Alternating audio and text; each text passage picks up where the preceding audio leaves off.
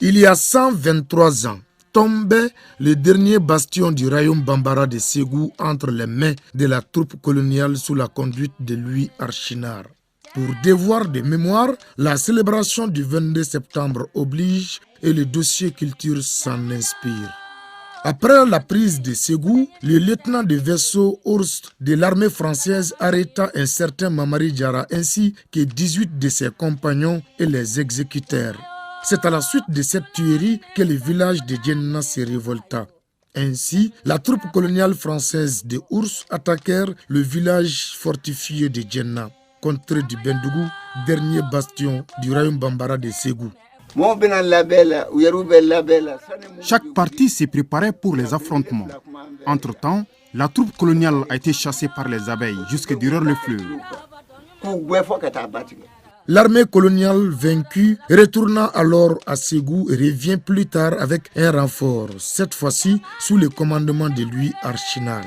Un camp fut installé à Dougasso, derrière le fleuve Bani, pour la circonstance. Djenna est attaqué de nouveau. La troupe coloniale est arrivée au village vers la mi-journée. En ce moment, nos guerriers étaient au champ. À leur retour, les combats ont commencé. Les coups de feu partaient dans tous les sens. Après quelques jours de combat, Archinard a envoyé un éclaireur constater les dégâts causés par les tirs des canons afin de capturer le reste des résistants du village.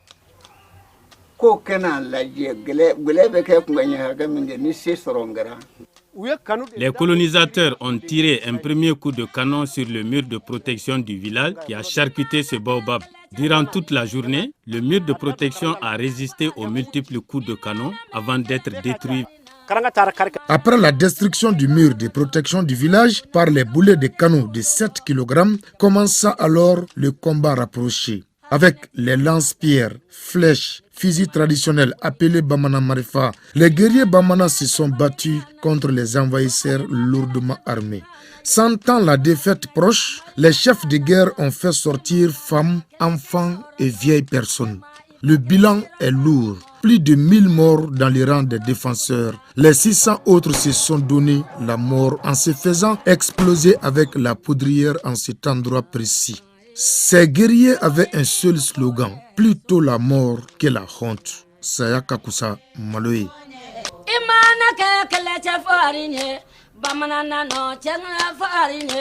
Imana me kele chefarina ne manata kele ke yorolo kele mukuna vaka ngulo denu ndongo jamema wulo chelu wulo dono.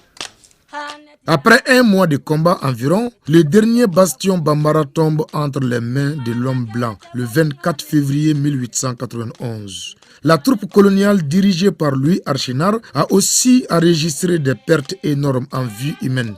Certains documents parlent de plusieurs centaines de morts, parmi lesquels 4 reposent dans le village de Djenna. Il s'agit de Mangin, Klob, Briqueto et Marchand. Plusieurs soldats de l'armée coloniale ont perdu la vie au cours des combats. Parmi eux, il y avait des blessés qui sont morts ailleurs. Il y reste 4 tombes visibles, des éléments du commandant Archinard. Il y a certainement d'autres dont on ignore l'emplacement. Cette bataille appartient au passé et les habitants de Djenna en sont conscients. Nous ne pouvons pas délaisser cette tombe pour des raisons historiques. Aujourd'hui, nos deux pays sont amis et les Français sont même là pour nous aider à sortir de la crise. Dans ces pays, nous devons tous œuvrer pour la paix. Une femme du nom de Senko Koulibaly s'est illustrée lors de cette guerre. En effet, elle chargeait le fusil pour son mari, même après qu'une balle ait coupé la tête de son enfant qu'elle portait sur son dos.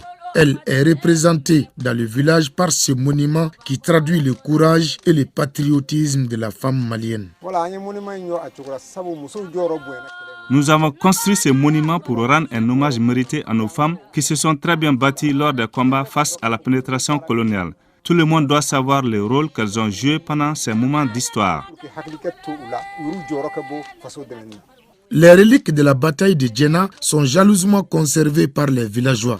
Elles sont composées de quelques armes de guerre, du puits sacré qui a servi de fosse commune, du baobab charcuté par le premier coup de canon, des tombes de quelques assaillants et le vestibule de la poudrière où reposent les 600 guerriers qui se sont donné la mort.